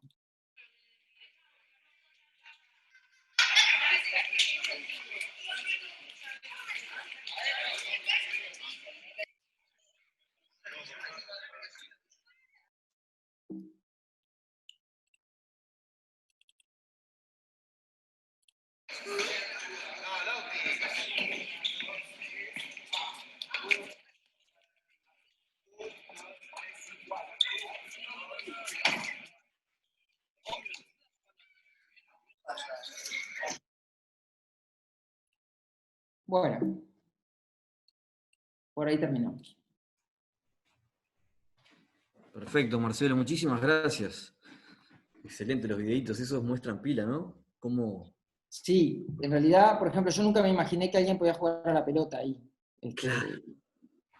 Y bueno, y se veía, o sea, ese último video es interesante porque había una reunión de vecinos de la zona charlando. Después había 2 mamás jugando con una nena a la cuerda, los chicos estos jugando al fútbol o a la pelota, y un grupo de muchachos ensayando una danza. O sea, todo eso sucedía en el mismo lugar, al mismo momento en un espacio muy pequeño. Claro. Tomo esto, Marcelo, si tú me permitís, yo me fui anotando cositas de todo, ¿no? Pero hay cosas como que surgen, ¿no?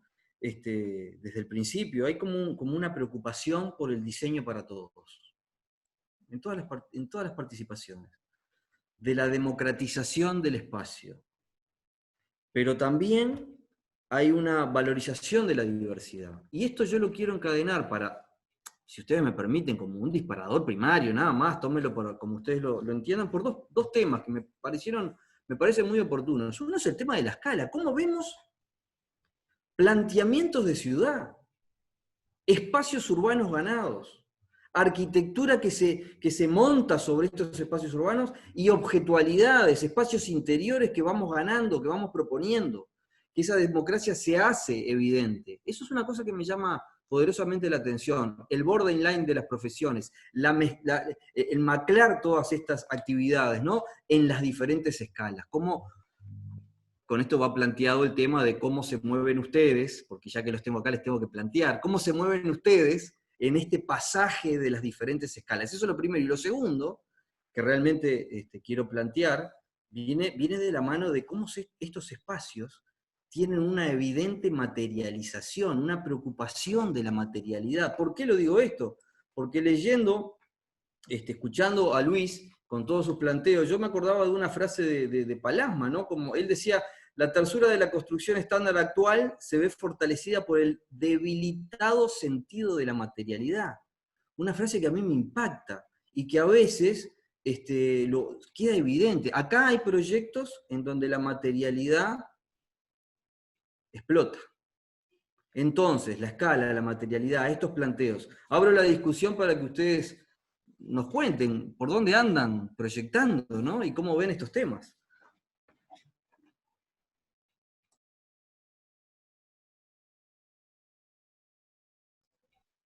¿Y quién arranca?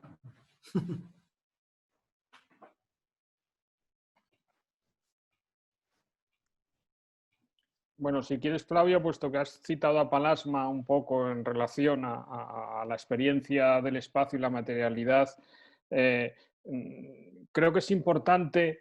Yo creo que muchas veces nosotros en la Escuela de Arquitectura tenemos un problema y es que no podemos construir nuestros proyectos, ¿no? Es decir, siempre hacemos representaciones, o bien a escala, hacemos maquetitas, que esas maquetitas muchas veces físicas, es una pena que se estén perdiendo porque eso indica que se va a perder la materialidad, es decir, porque el problema que tenemos, y enlazando un poco con tu pregunta, es el exceso de visualidad, es decir, y claro, cuando tú estás hablando de accesibilidad, que trabajas con gente que en muchos casos tiene uno de sus problemas de discapacidad es la visión, claro, tienes que centrarte, aquí hemos visto varios proyectos, ¿no? Donde resulta que tú en lo que te basas es en la materialización, o en la materialidad del espacio como fuerza que tiene el proyecto, ¿no? Y esa materialización del espacio, esa materialidad, que no solo es lo táctil, cosa que al arquitecto le cuesta mucho porque somos muy visuales, ¿no? Representamos muy bien el hormigón, pero luego, cuando tenemos que construirlo y forzar al usuario a tocarlo y que se dé cuenta que no es tan agresivo visualmente como puede parecer, es complicado, ¿no? Y la materialidad entendida también como sensorialidad, es decir, todos aquellos sentidos que no son la vista, ¿no? Acabamos de ver, hemos visto varios proyectos, ¿no? Los últimos de Marcelo, cuando hablaba del sonido del agua. Es decir, yo creo que una de las cosas que te exige la accesibilidad es trabajar con otros sentidos que no son el de la vista, que es el tradicional del arquitecto, y eso supone un reto, desde luego, ¿vale? Lo reto también a nivel de formación, en las escuelas de arquitectura, porque cada vez vamos más enfocados a esos 3Ds maravillosos que no podemos tocar las texturas de los 3D, ¿no? Es decir, sabemos representarlas muy bien, pero desgraciadamente no se pueden tocar, vaya. Bueno, vos estás tocando un tema importante. Pablo, sí. No te estamos escuchando, Pablo. Tenés el micrófono apagado.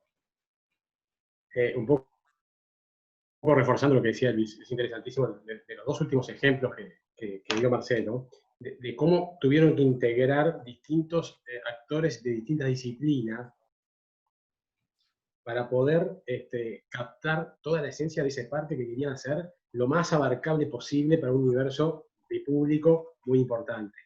Entonces, el incorporar a la arquitectura otras disciplinas, a modo de taller, digo, no sé cómo lo habrán organizado, y quizás esa es una buena pregunta para Marcelo, a ver, bueno, cómo lograron hacer esa integración de otras disciplinas, da algo que se vio ahí, que era interesante, pero también complejo de comprender, ¿no? Es decir, no era, capaz que yo si dijera algo, capaz que quisieran abarcar muchas cosas, por entrar en la crítica, ¿no? Más así, gratuita, ¿no?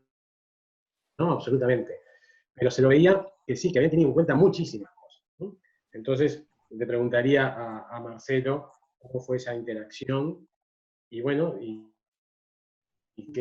cuál es su conclusión cuando termina de verlo, ¿no? Bueno, respondo, trato de responder. A ver, el primer parque, el Parque de la Amistad es un parque hecho ya hace 6 años. Cuando uno ve seguramente las cosas que hace 6 años, quiere hacerlas de vuelta, ¿no? Eso es bastante, creo que les puede pasar a todos, ¿no? No, a ver, con respecto al parque, por eso yo insisto con que hay 2 parques acá, ¿no? Hay una conformación física que habilita que el parque, ese otro parque más educativo, pedagógico, ¿no? Con educadores, con toda una organización que realmente es increíble, porque es increíble. Lo físico habilita eso, ¿no? Pero sin eso otro, sería un parque más, ¿no? Es un parque más que sí tiene condiciones para que las personas se muevan. Nosotros lo que hicimos fue como una serie de reuniones tipo taller, bueno, ahí participaron, yo qué sé, educadores, participaron fisiatras, participaron, técnicos que se encargaban de cuestiones más propiamente vinculadas a las cuestiones motrices o de baja visibilidad, en fin. Y ahí, por ejemplo, surgen cosas como interesantes, ¿no? El hecho de que, por ejemplo, quizás para generar un espacio accesible o transitable, quizás lo más complejo, por ejemplo, es las personas que andan con bastones, y no tanto las personas que andan en silla de ruedas, que uno tiende como directamente a llevarlos hacia ahí, ¿no? A mirar que el problema es la silla de ruedas, ¿no? Y la silla de ruedas en general, las personas que tienen como cierta destreza con la silla de ruedas se mueven muy bien, y quienes no pueden moverse en realidad son llevados, y en general no es tanto el problema son las personas que se mueven por sí solas, ¿no? Sobre todo, entonces eso implica algunas cuestiones materiales concretas que son contradictorias con otras cosas. Por ejemplo, la gente que nos asesoraba en términos de saneamiento y demás en el parque nos decía más superficie verde, ¿no? Más superficie impermeable. Pero por otro lado necesitamos un soporte firme para que la gente pudiera transitar sin problema. Entonces se empiezan a dar como cuestiones como bastante contrarias, ¿no? O opuestas, ¿no? Eso que yo les contaba con respecto a los chiquilines con autismo, por ejemplo, ¿no? Que claro, cuando van organizaciones cotidianas hay que apagar el agua, por ejemplo, porque tienen como una especie de sensación con el agua de que se tiran hacia el agua, ¿no? O sea, que se van hacia el agua. Entonces, hay como algunas contradicciones ahí que hay que poder manejarlo. O otras cosas interesantes que también pasaban era el hecho de que van padres con discapacidad con hijos sin discapacidad, ¿no? O sea, el parque también invierte un poco estas cosas, ¿no? No es un parque para niños, sino es un parque para personas en general con discapacidad. Entonces, lo que quiero decir es que se transforma en un espacio que se entiende como de referencia en términos de accesibilidad, no tanto, entiendo yo, por las cuestiones físicas que tiene, sino que sí están pensadas o quieren estar pensadas desde ahí, sino por la gestión que tienen, sobre todo, para mí. No sé si respondo la pregunta, pero... Sí, perfecto. Hay un tema de señalética también, por ejemplo, que está carente el parque en ese sentido, ¿no? O sea, ahora se está estudiando una señalética particular, por ejemplo, para las personas sordas, ¿no? De tener como unos sistemas que ellos pueden tocar y escuchar, y les cuenta un poco de qué va. Para los no videntes también se está intentando como hacer algo, pero esa es una carencia, por ejemplo, ¿no? Ahora. En fin. Bien.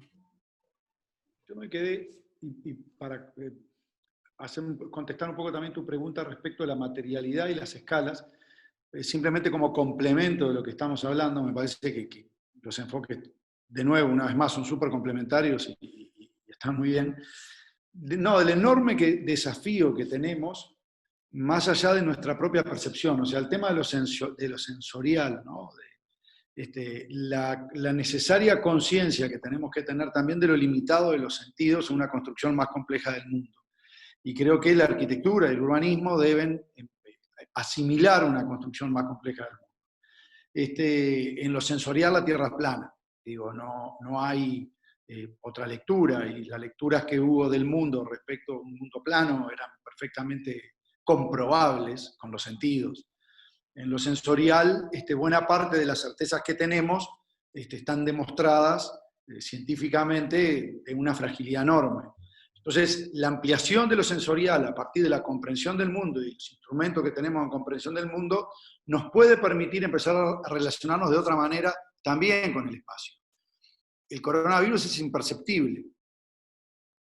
O sea, de golpe se trastocó la economía del mundo, el comportamiento humano durante por lo menos este paréntesis que ya lleva en Uruguay más de 3 meses, en Europa aún más, por algo que o sea, viene de la monstruosidad de lo infinitamente pequeño, y tenemos también lo del infinitamente grande, digamos, ¿no? O sea, los grandes amenazas de esta escala humana, amenazas entre comillas, ¿no? Que tenemos son, bueno, los movimientos tectónicos.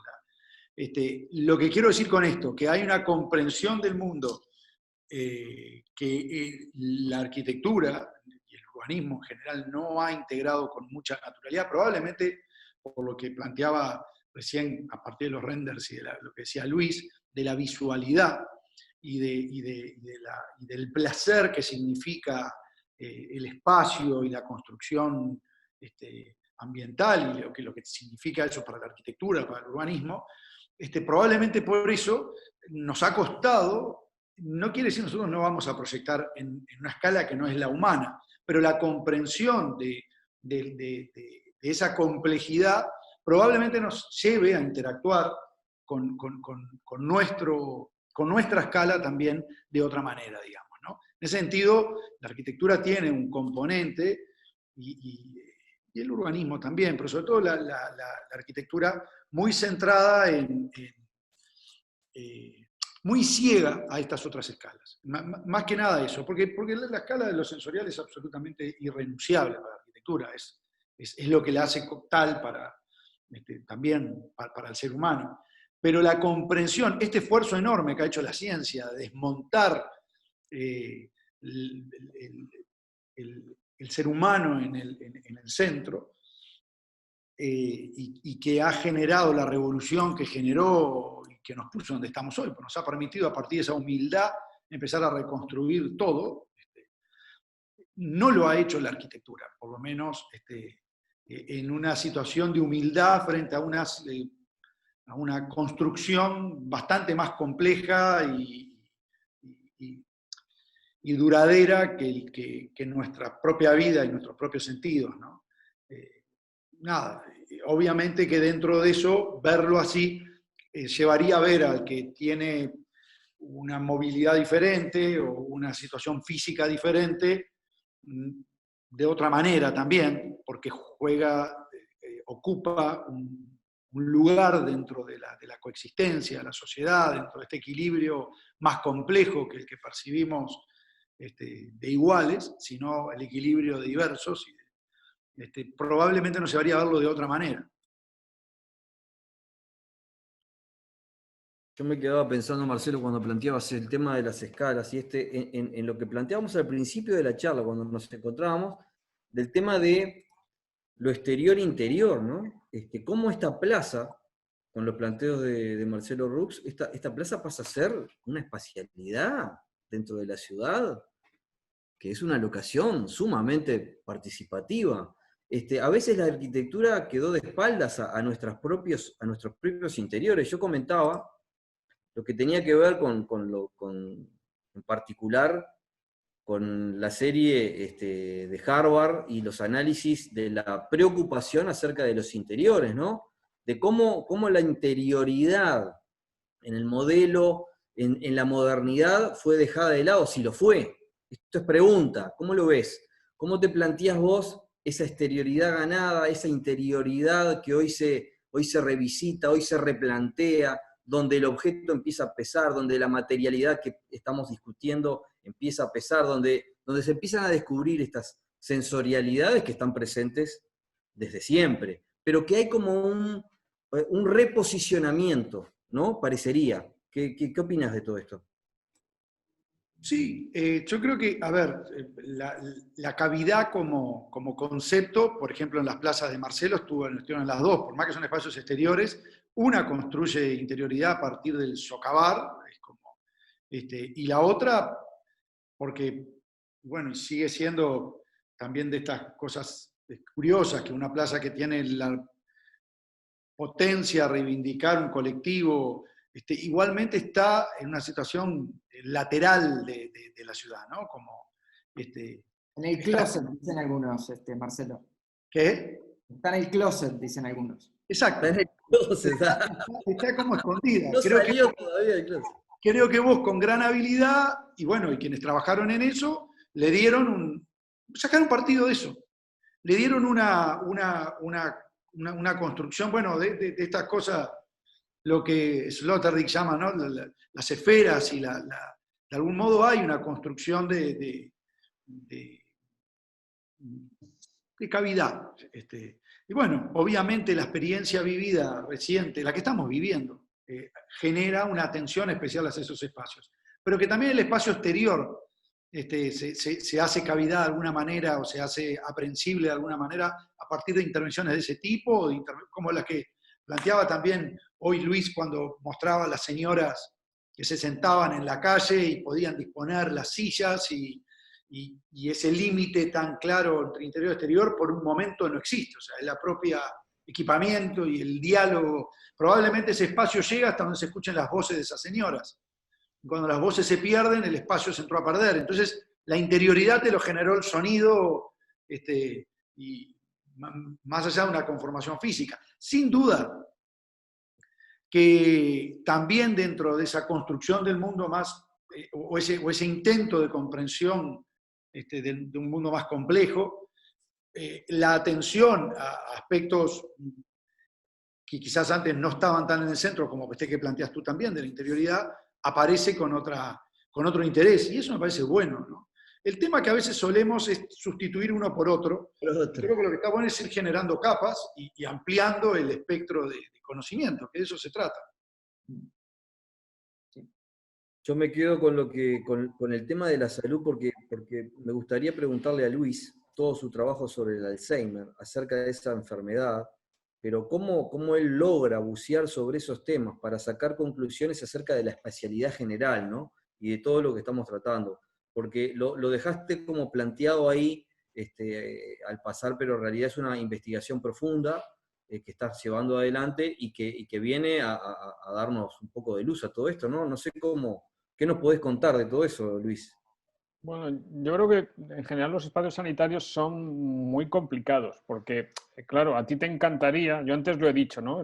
La opinión de los enfermos de Alzheimer era que querían oír los pájaros, ¿no? Pero ellos no deciden, ellos opinan, y que el que tiene que decidir como técnico eres tú. Y tú tienes, como cualquier técnico, no solo su opinión, tienes una normativa de acústica, es decir, tienes que ir sumando un montón de cosas que no solo la opinión. Entonces, casi el proceso ha sido de revelar un poco la experiencia que tienen los enfermos de Alzheimer mediante una serie de estudios, su experiencia espacial, prácticamente con todo lo complejo que tiene eso, ¿no? Que nos hablaran de su experiencia espacial, no planteándole preguntas de arquitecto, porque ellos no son arquitectos, ¿no? Pero por lo menos esta pregunta que nosotros le hacíamos de qué echaba de menos de su casa, porque uno de los objetivos, evidentemente, uno de los grandes dramas es que ellos tienen que abandonar su casa porque sus familiares ya no pueden hacerse cargo de ellos, ¿no? Y por lo tanto le sacas de su entorno, el entorno que conocen. Dentro de ese entorno ellos tienen unas conductas, tienen unos hábitos, con lo cual sacar a esa persona que lo que necesita realmente es estimular el recuerdo, y muchas veces el estímulo de ese recuerdo viene por los hábitos, por la secuencia de hábitos que están asociados al espacio, el espacio en el que ellos se orientan, en el que saben dónde están, y de repente les llevamos a una residencia que en muchos de los casos es todo lo contrario, ¿no? En cuanto a materiales, por ejemplo, claro, nosotros a nivel de materiales tú tienes que limpiar esos materiales y resulta que toda esta generación de personas están acostumbrados al material poroso, a la piedra, a la madera, la calidad, la veta de la madera, el nudo de la madera. Claro, la madera tiene que ser muy buena, ¿no? Cuanto más veta tenía la madera y más gráfica tenía, y nosotros le estamos dando la ausencia de la veta de esa madera, porque claro, madera es complicado de poner muchas veces, ¿no? En este tipo de espacios. Entonces, yo creo que la experiencia viene de intentar establecer un diálogo y de intentar dialogar con ellos y que cuenten su experiencia espacial, ¿no? A nivel o estimular el recuerdo o las conductas, por ejemplo. Esto que hemos hablado de los patios y la introducción de la naturaleza es fundamental para estimular de nuevo los sentidos, ¿no? Hablaban también del ladrido de los perros, ¿no? Pues que cuando alguien se acerca yo no oigo el ladrido del perro, por ejemplo. Eran cosas de estas de que para ellos el ladrido de perros anunciaba una presencia, ¿no? Y entonces, por ejemplo, el límite de las puertas, hay cosas muy curiosas. Ellos necesitan saber que alguien se está acercando a su habitación. Por lo tanto, fíjate, a nivel acústico, tu objetivo ya no es que la habitación esté aislada perfectamente acústico y que no oigas nada, sino que ellos tienen que, porque tú lo que no puedes hacer es abrir la puerta de repente, ¿no? Entonces, escuchar los pasos de alguien acercándose es el previo de que alguien viene a abrir tu puerta o viene a verte, ¿no? Y eso hace que las puertas acústicamente casi se levantan, ¿no? Es decir, se deja pasar un poco el aire prácticamente para que acústicamente se puede escuchar los pasos de quien se acerca. Bueno, este tipo de experiencias que para un arquitecto muchas veces son muy complejas de integrar, ¿no? Sabés que cuando tú hablabas de todo el tema de la salud, a mí se me venía el tema, y me adelanto a preguntarle a Marcelo Danza con sus experiencias que planteaba ya, que mostraba del proyecto del hospital, en particular lo que hablábamos al principio de qué es la salud ahora y qué edificios tienen que ver con la salud, Marcelo, porque si leemos los trabajos de OMA del Hospital del Futuro, cuando ellos se presentan o perdón, nos preguntan, ¿qué debería ser el hospital del mañana? ¿Debería ser una versión mejorada de los hospitales existentes? Estoy leyendo. ¿O debería orientarse más ampliamente y mirar también otros edificios, ambientes benignos para las personas en general, independientemente de su condición médica? ¿Debería el hospital del futuro ser un edificio? ¿Debería ampliarse la noción de tal? ¿Qué pasaría si pensáramos en el hospital del futuro no como una solución arquitectónica finita, sino como un proyecto urbano, un trabajo perpetuo en progreso, una condición muy parecida a la ciudad misma, omnipresente, siempre cambiante, leemos en este tema. Sí, tal cual, ¿no? Y es también lo que planteaba Luis en cuanto a esta cosa de que en definitiva los hospitales son artefactos en realidad diseñados, o sea, tienen en su historia, en su ADN de algún modo esta cosa de aislar al enfermo, ¿no? O sea, y entonces desde su conformación y cuando uno nombra la palabra, etcétera, hay una construcción del tema, del programa, del problema, que viene vinculado y en el siglo XX tuvo como una intensificación muy grande en ese sentido al tema médico, a la asepsia, a la tecnología, a la blancura, y en el proceso también de OMA de hace 20 años más o menos, cuando hablaba del proceso de shoppingización del mundo, los hospitales también, como todos los programas, fueron haciendo un proceso de acercamiento a ciertos parámetros de confort de otro tipo de programas también. De alguna manera se intenta, por lo pronto, aún dentro del edificio, aún dentro de la lógica de confinamiento del enfermo, de que el espacio de aislamiento, internación, lo que fuera, sea lo más doméstico posible, lo que decía Luis, lo más reconocible posible. Quizás si a algo se asocia, que sea hotelería, buena hotelería. Por ejemplo, dependiendo bueno, así uno podría mirar inclusive, cuando habla de hospitales, habla genéricamente de mucho tipo bueno, y entra el concepto de enfermedad y sería como interminable también, pero dónde empieza una cosa y termina, de normalidad, volvemos al tema de la normalidad, de la tecnología que detecta cosas que reconoce como extrañas, que en realidad son normales. Nos ha pasado a todos hacernos algún estudio y en algún momento ir a ver qué es lo que dio, porque hay algún parámetro que no aparece dentro de los estándares y resulta que en una concepción más global del cuerpo, el médico le explica, no googlees, porque en realidad esto no es así, está bien, en realidad esto se equilibra con esto otro y cada persona es diferente. Pero aún dentro del parámetro de la construcción tradicional del programa hospital tradicional, ese programa, el más tradicional, el más tecnológico, etcétera, hoy está haciendo un esfuerzo enorme por acercarse, por disolverse en los otros programas urbanos. Quiero decir, porque sea lo más parecido posible a una experiencia placentera, cercana, en todos los elementos que planteaban quienes también participan de la mesa, olfativa, sonora, táctil, de cercanía a lo que puede ser un dormitorio de una persona que estuviera en su casa haciendo reposo, de lo que puede ser, insisto, un buen hotel, o un lugar de pasar un buen rato. Pero inevitablemente, dentro de ese tipo de programas, hay arquitecturas que son, responden enteramente al equipamiento que contienen.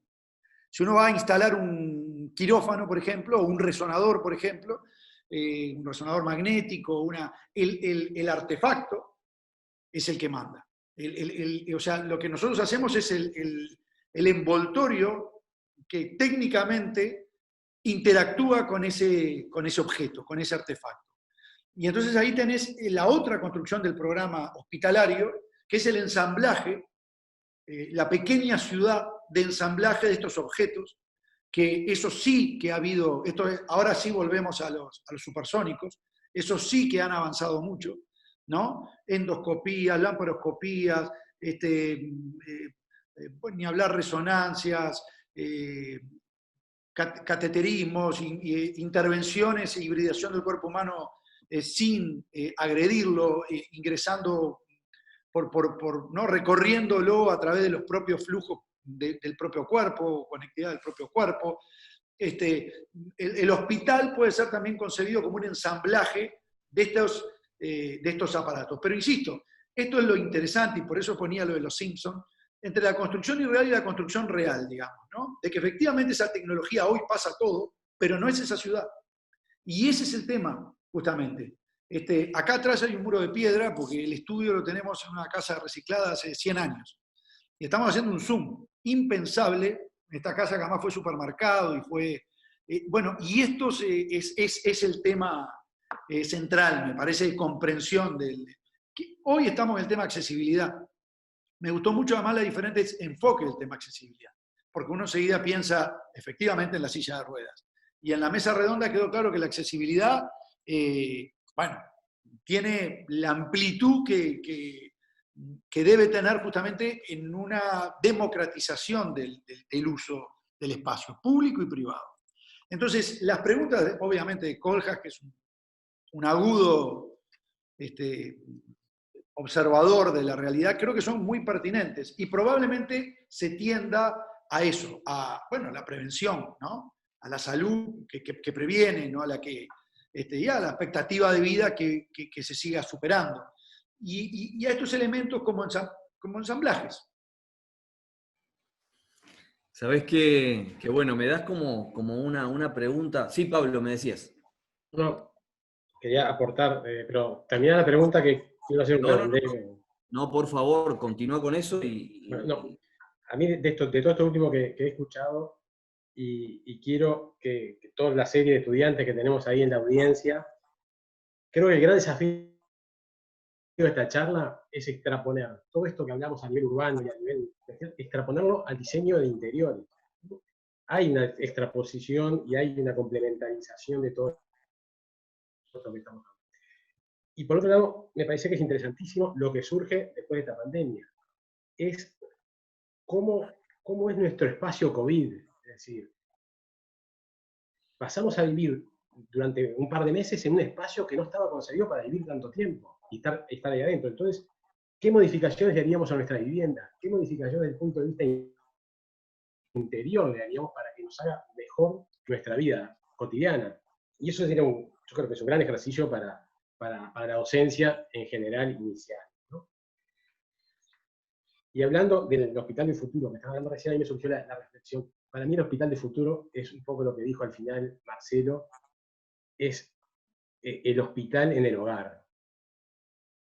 Es decir, de alguna manera, en algún momento se va a extraponer todo lo que es la tecnología a que estés mucho más tiempo en el hogar, monitoreado, etcétera, con tus seres queridos, en tu espacio familiar, que estar internado en un hospital.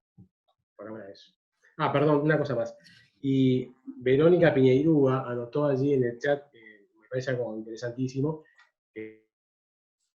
todo este ejemplo que lo di del catálogo, etcétera, hay que corroborarlo con las normas UNIT y con los parámetros nacionales, que son los que rigen. Pero era una guía, nada más. Gracias. No, al contrario, Pablo, por favor. No, yo me quedaba, y vos lo corroborás, porque vos vas por el mismo camino, yo me quedaba planteando, dado que somos docentes, y nuestras responsabilidades académicas, no sé, les pregunto, los convoco a una respuesta, a ver, ¿qué herramientas tenemos los docentes para hacer que esto sea trasladado a los proyectos, para que esto sea realmente elaborado, repensado? ¿Cómo están trabajando ustedes para que estas ideas bajen de la academia a la mesa de trabajo en equipo, al repensamiento de estos temas? Eso es lo que me surgía ahora cuando escuchaba a Marcelo y cuando te escuchaba a vos, Pablo.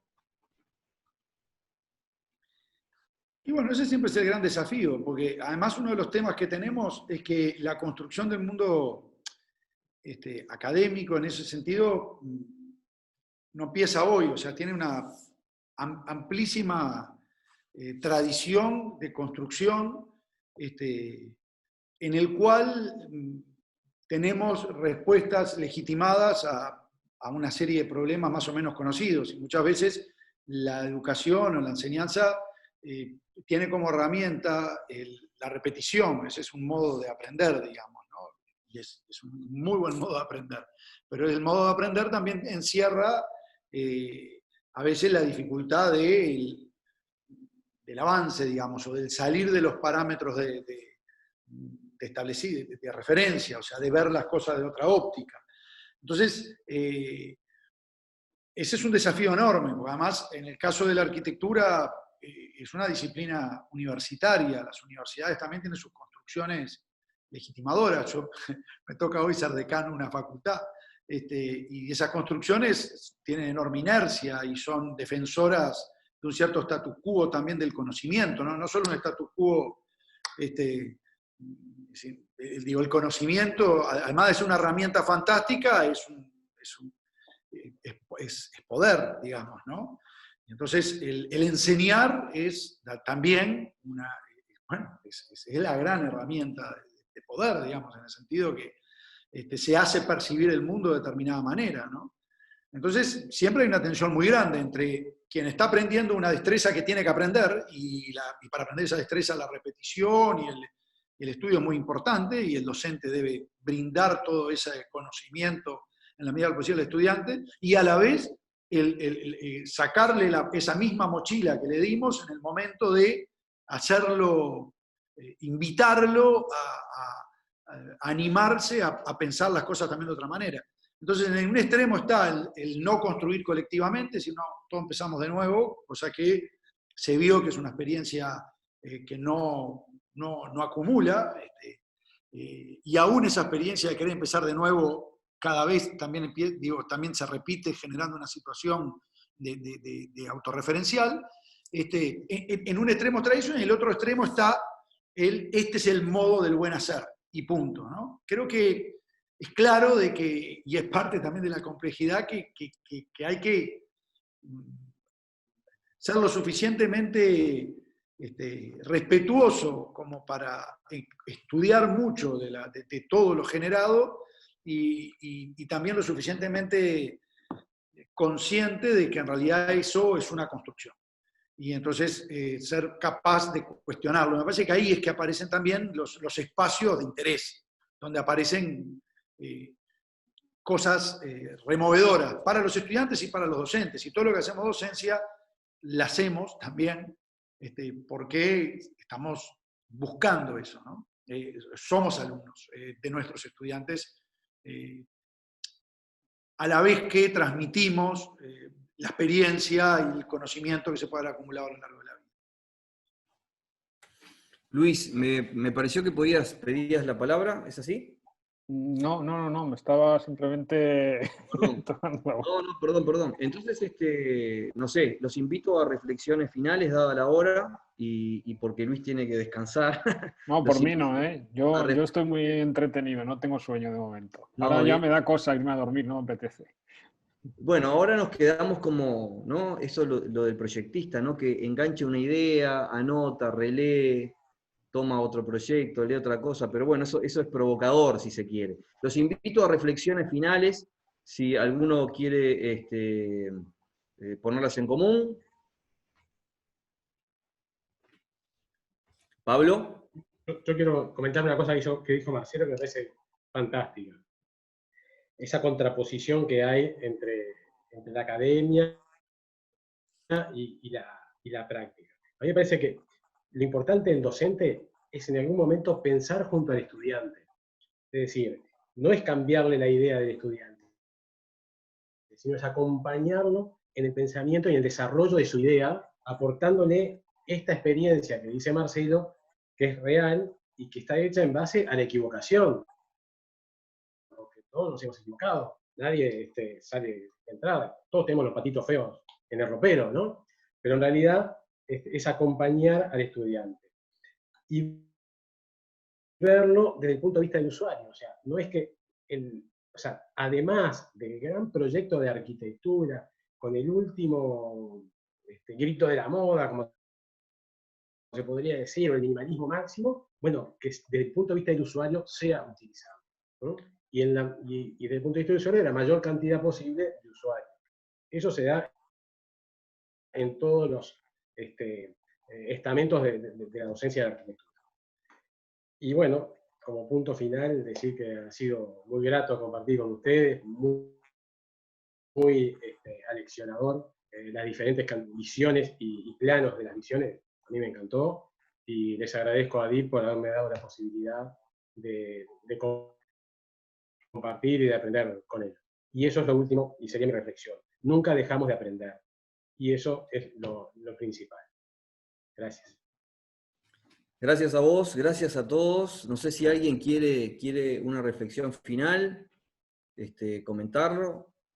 Si Bueno, no está... yo simplemente, puesto que encima hay muchos estudiantes, ya habéis tocado el tema académico, un consejo que es, en cuanto os dejen salir de donde estáis, salir a experimentar los espacios. O sea, es decir, dejaros ya de tantas plantas y tantas secciones, que son importantes, evidentemente, pero una vez que habéis visto una pequeña planta y una sección del edificio, intentar ir a verlo.